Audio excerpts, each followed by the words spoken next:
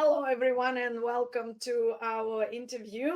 It's Kate, and I am talking with Faiza, which is my friend and my colleague. Definitely spend a lot of time together being trainers. Didn't work as educators, but I imagine that it would be amazing as well. Would you like to introduce yourself, Faiza, first, so we can start our interview with understanding who everyone is? My name is Faiza Asif. I moved to Australia in 2007. I have two young children. One is 6 years old, and one is both boys. Keep me busy and on my toes. And I've been working in early childhood since 2007, and I have it's been like 18 years now. And I started my the trainer and assessor in 2014. So it's 10 years in training and assessing, and I really what I'm doing, and I just be proud of myself what I'm doing. That sounds similar to my career. Yeah, I also started in 2007 with the unqualified assistant position where you just work as a trainee. I think they're Yeah. coming back now. And I think during this time, I decided that I want to do certificate three. Was it the same for you? Yeah, same for me. So when I moved, I was looking for work in 2007, and there Mhm. was a childcare close to me where I used to live in Carnegie. And then I went there and I said, "Do you need some staff? Because I'm looking for work." And they said, "Yes, we would like to. That's fine. If you don't have an experience, we can train you. You can come and do some casual work for us." And I said, "Okay." And then that's how I started. That was my first job in Ormond Child Care Center. And I just love it. Even I don't have any experience, but the staff are really nice. They all support me and help Mhm. me. And I really thanks for my start journey because it was a good experience. And I think that's Yeah, first experience keep me to go, yeah, yeah. Yeah. So I was Sort of. lucky enough they support me to do my traineeship. I did my cert 3 in early childhood while I was working, Yeah. and then I did online diploma to continue on my study. And how did you end up in a leadership position? How did you Okay, become an so educational leader? I've been working for a diploma qualified and a senior educator, you can call as a room leader for last 12, 13 years. And Oh, then wow. I Doreen, which is north side of Melbourne here. I was looking some casual work again because you know how as a trainer and assessor we have to keep relevant, we have to keep going with our industry as well. Yeah, I was thinking that maybe if I have one day I will just go and do some casual work in early childhood. And then I applied online work and they give me the call and they said, "Oh, we really impressed with your resume because you got lots of experience yeah, as a trainer and assessor and your qualification. So why not you do some leadership role for us? I'd be happy to offer you the educational leader position." And I said, "Okay, but I can only work 2 days." They said, "That's fine mhm, because it's a new center. We have lots of new yeah, staff. So we think that you are hmm based on your experience and knowledge, I think you will be a good one to mentoring other educators." And that's how I started my journey as an educational leader position at Story House in Doreen. It's actually a very good company from what I've heard. Story House. Yeah, I've heard Yeah, good it was things. nice. A Even great experience. Yeah, it was a brand new center. We have lots of new staff. So it was really good. Yeah. and in terms of defining the role in few words, how would you define it? What is early childhood educational leader, and what do they do? With early childhood, look, first thing is very important that you have to be in your work. I would say, like, Mhm. you have to be good role model to others, to inspire Yeah, others, because that's the first, I would yeah, say that your actions, your roles, your mhm, professionalism, your pedagogy, that you inspire other educators, right? So the other educators can trust on you, they can easily talk to you. My role was also to go and help collaborate with educators about program and planning cycle, yeah, so to yeah. see That's that what. how they're Yeah. doing it, and I can Mhm. always give them the advice and support them and strengthen their program and planning. My role was also to help them in their even achieving qualifications. So if they are studying diploma and they some questions they don't know, they always come and see me and help me, and I'm happy to support their in their study and professional goal as well. I was also doing with my director working with quality improvement plan, so we always look for areas to improve on. I was used to go in different rooms, spend time on the floor as well, and see what areas we need to improve on, how can we better do our routines. and then I can make some suggestions, and I can input in my quality improvement plan. That's what's my, like, basically the role was. And also every month I go in each room and see the reflective journals, educator reflective Mhm. journals, and I'll just sit down with the educators and I can talk with them that, look, your critical reflection is really important. Yeah. Even like if you have once a month or every, like, fortnightly, you need to sit down, reflect on your ideas, reflect on your actions, and document in your communication book. Pretty much that's what my whole role was as an Mhm. educational leader. That's 2 days, a lot of working on the floor or more working with educators. So did I you would say really? I would say 50-50 both. Yeah. And I Yeah. think it's good for me because when I was on the floor, I actually see a close picture. And then Yeah. I can take the such ideas, and I can see the frustration in the educator, what keeps them demotivated, what Yeah.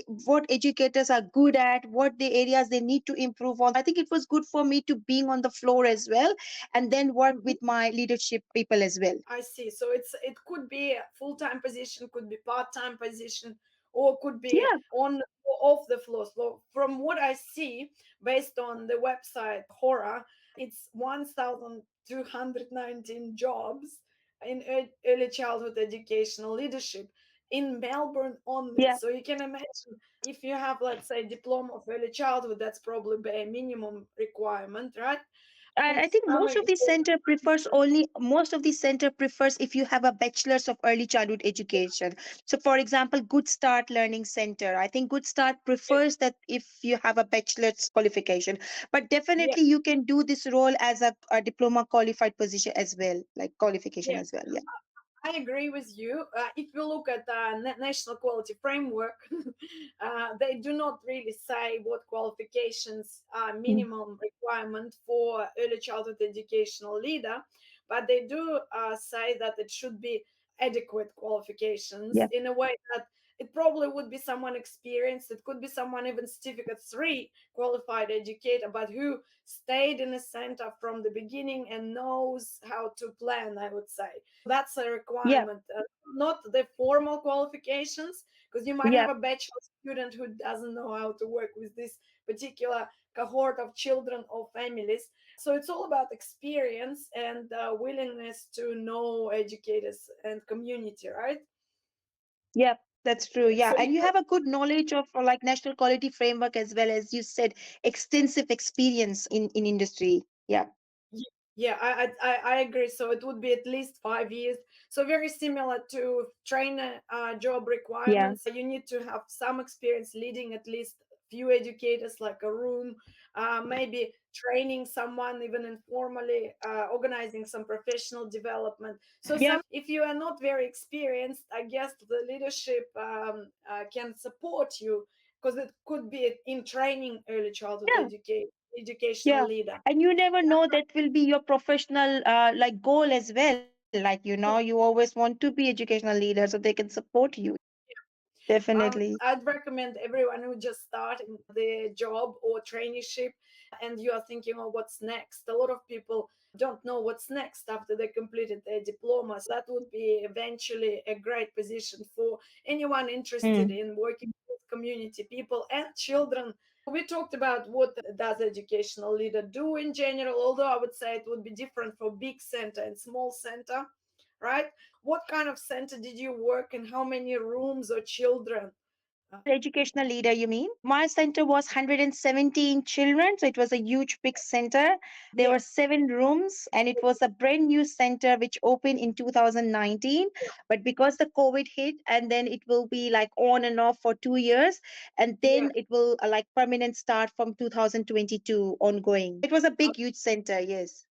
Working as an educational leader in a brand new center would probably be much more challenging because you have to set up Yes. all the processes, including the planning cycle that you are supervise, Yes, right? yes, of course. And then we never been assessed. So the assessment was on our top as well. We Yeah, have to pass the assessment process, and we have to make like quality improvement plan. And because yeah. it was a new center, so it was like challenge to hire someone experienced. Lots of new students, like we just finished their qualification Yeah. or who were looking for placement, and then we hire as a casual staff member or the staff. So it was very challenging because they were totally new, our center was new, but lucky we made it, so it was good. Well, your training experience and background probably helped a lot, right? Yes, yeah, Training that's for people sure. in this role, it involved a lot of administration, paperwork. Look, paperwork, as I said, that I used to have like my own journal, educational leader journal, which my director gave it to me to keep it. What am I supposed to do in this journal? That every time where I speak with the educator, I Yeah, need to document my conversation, that what we talked about and what we come to the solution. Sometimes I go in the room and ask them their professional goal. So one to one. So maybe I'll arrange some time for some of the educators and they can come and talk to me that this is they want to achieve in 6 months go time or 3 months time. So I'll yeah, document all these. I document also critical reflection journal entries. I go in each room and just check that the educators are doing ongoing yeah. process. I Mhm. write down my own professional goal if I want to achieve any PD sessions that I attend. So it was more like documentation from my side, register Yeah. in the journal, I would say. Other than that, I wasn't doing any administrative work. No, this was my second IC. My assistant director used to do all this work then. A nominated supervisor usually does, right? So people in the Yes, office. yes, Yeah. yes. So Yeah, we yeah, need to yeah, that's true. clarify for our listeners that this job is very attractive for anyone who doesn't like a lot of paperwork. It is about compliance to some extent, right? Quality improvement plan, philosophy, pedagogy, and how you do the cycle, critical reflection that Yeah, you mentioned, professional development logs. But compared to the job role of nominated supervisor, it is much more yeah, focused on people, educational program or yeah, curriculum, and pedagogy, right? From what I know, I see clarified this role a lot in the past few years, and they created a resource for early childhood educational leaders. Were you able to use it? This book for educational leaders that they recommend to use? yeah, yeah. So once Yeah. when I first accept this job as an educational leader, Mhm. my director gave me whole of these documents and resources to go through Yeah. and read through, and if I have any question and clarification. But I think it was pretty straightforward what SEQA gave you, the guidance and the things. I was able to understand. Yeah. But you will be given your roles and responsibility as an educational leader. It would be your job description pretty much. Yes. So you have Yes, to follow yes. what they Yes, tell yes. you. And look, you always, I would say, like you always directors and second IC will always support you because you are as a leadership role. They would always support you in your PD sessions, in your professional growth. Yeah. So it's a good role for someone who really wants to step up as a diploma qualified and they want to take the second challenge. So I would Yeah. definitely say it's a great work. Yeah, it's a good Oh, one. that's good to hear. In Mm. terms of skills, what kind of skills do you think educational leader needs? Communication, maybe some other skills.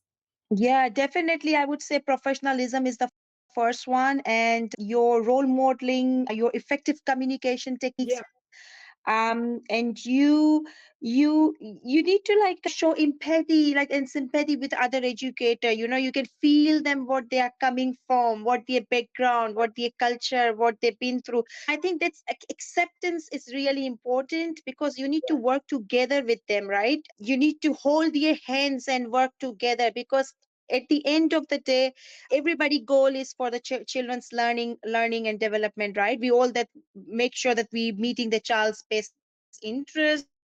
We make sure the children's health and well-being is maintained. So I think at the end of the day, everybody's trying to achieve the same goal. So I think this is something that you need to understand. You have to hold the hands together in this role.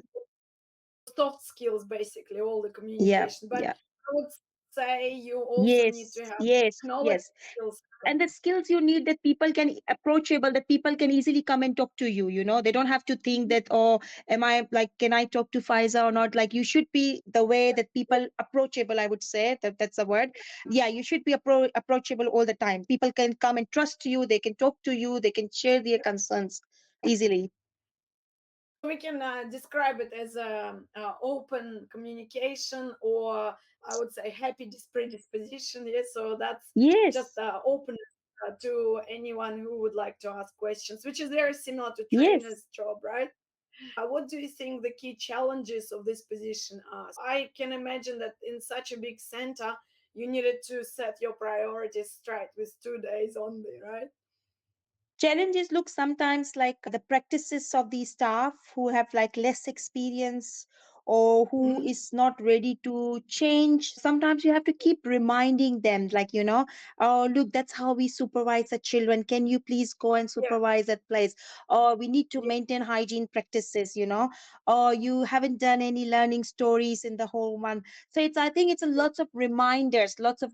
You have yeah. to keep reminding them, the staff, the right practices and meet the best standards, I would say. So that was the challenge, to just keep reminding them. Because you are acting as Mm. a not just a role model, you're acting as a coach and a mentor. You sometimes Yes. demonstrate how to do things, but it's up to the educators if they want to show agency, right? And I've heard Yeah. as well from other educational leaders and nominated supervisors that the team of educators is pretty much half of your success as a center. If they don't listen to you or oppose to you, it's a very hostile environment.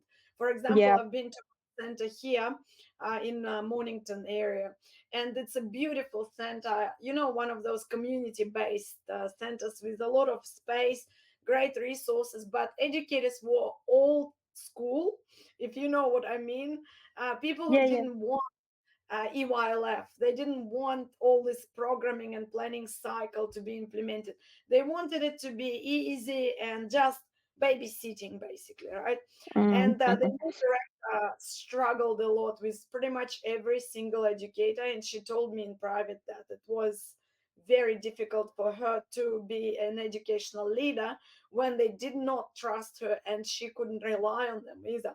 I don't know what happened next, but the impression was that you either need to hire someone who will retrain the team, like, maybe team spirit, or actually fire everyone and start from the scratch, because sometimes it is quite difficult. Yeah, Yeah, it is difficult. Yeah, that's why I think it's PD sessions are really important. Like a professional growth is really really important. Your role mhm, modeling is play a big part as well. And I think mix, different personalities. So you need to mix with yeah, people from different personalities so they can acceptance, they which creates a lot of acceptance to other people ideas. that's fantastic. At least it shows how challenging it could be. I imagine that it is also a job for someone who needs to be organized and have a good time management skills as well, so because it's a leadership position, right? You need to manage your workflow. Let's probably ask two last couple of questions. One is a memorable experience or success story of you as an educational leader, maybe something special that you can remember, and Uh, then a piece of advice yeah. for anyone who would like I to. think the successful story, as I said, because we were the brand new center and we have to start everything from the scratch. Even Yeah. our staff member were very brand new, right? And then after 6 months of opening the service, we were due to rate, like quality rating and assessment thing. And I think like we put like our 100% to meet the standards. We were like aiming at least we can meet the standards. And I think we all, my director, my second IC, me, my other educators, colleagues, we work very hard, like day and night, to achieve this target. And at the end of the day, we're getting our results. So I think for me, it was a big achievement to work with the organization who just newly opened, new staff, everything new, and we were able to get like meeting standards in all of the 7 quality areas. So that was, I think, something that I should be proud on, that we at least we doing the best practice, that we can meet the standards, I agree. Yeah, yeah, yeah. So this was the thing.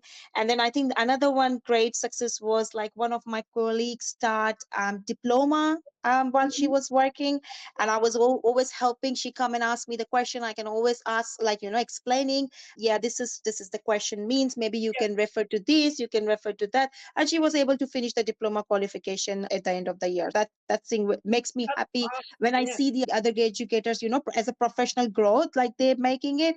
And that shows me that they are also very motivated, with this industry. They are very like passionate about to work with the children. So that makes me feel happy, to be honest. Absolutely. Well, that's a great story. And the last question is one piece of advice or wisdom you would like to share. I would say, look, never decide you are smart enough. Be wise enough to recognize that there is always more to learn. Learning, learning, learning. Yeah. Yeah, that's a great advice. Yeah, this is a position where you learn all the time. That's for sure. Yes. And I'm very grateful for your time, Faiza, No, and I no. think it will help everyone who just starts their career in early childhood education and care, or working there but lost their mojo and can Yes. think of what's next. That's a common question in the forum. So what do I do next? And Yeah. sometimes the pathways are not clear. So this is the role that is available. 1,200 jobs only in Melbourne. So you can Yeah. imagine more in other areas, especially in regional other states. So Yeah. luck, and thank you very much for. No, all good. My pleasure. My pleasure to be a part. And I wish all good luck to all your students. And I'm hoping they can get career what they want. No Bye. worries. Thank you. Thanks. Talk to you soon. Thank you. Bye.